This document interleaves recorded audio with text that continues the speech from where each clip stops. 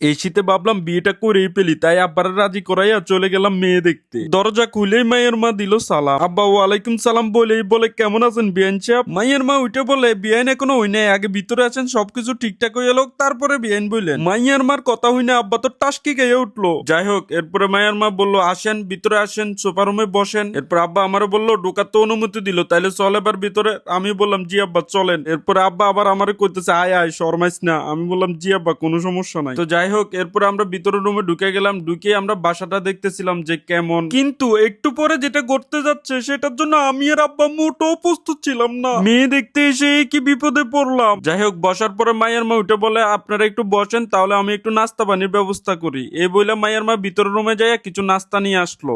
নাস্তা পানি শেষ করে আব্বা উঠে বলে আপা নাস্তা পানি তো করলাম, আপনি এবার আপনার মেয়েরে ডাক দেন, আমার হাতে আবার একদম সময় নাই। মেয়েরে ডাক দেওয়ার কথা শুনে আমার মনের ভিতর কিরকম জানি লাগে উঠলো। মেয়ের মা বলে আনতাছে ও সাজতাছে, এখনকার দিনে মেয়ে বুঝেন না, একদম পরিষ্কার আমার মেয়ে। আপনারা বইয়েন, আমি এরে ডাক দিতাছি। কই মা, আয় আয় আয়া সালাম দে। ডাকতে না ডাকতে ভিতরের রুম থেকে লাল শাড়ি পরা এক মাইয়া আইসা হাজির, দেখে তো আমি পুরাই অবাক। এদিকে আব্বা উঠে বলে ওয়ালাইকুম সালাম, মাশাল্লাহ বইও বইও। আব্বার কথা শুনে মাইয়া এসে সোফার উপরে বসলো। বসলো তো বসলো, আমার সামনাসামনি বসলো, আবার আমার দিকে আর চোখে তাকায়ও। আব্বা উঠে বলে মাশাল্লাহ আপা, আপনার মেয়েরে আমার অনেক পছন্দ হয়েছে। আব্বার সাথে সাথে আমি উঠে বললাম আমারও পছন্দ হয়েছে। শাশুড়ি মা উঠে বলে পোলাও পছন্দ হয়েছে। আব্বা বলে তাইলে আর কি, আলহামদুলিল্লাহ, আপনাকেও যদি পোলা পছন্দ হয় তাইলে চলেন বিয়ের দিন তারিখ ঠিক করে লাই। তারপর যেটা হয়েছে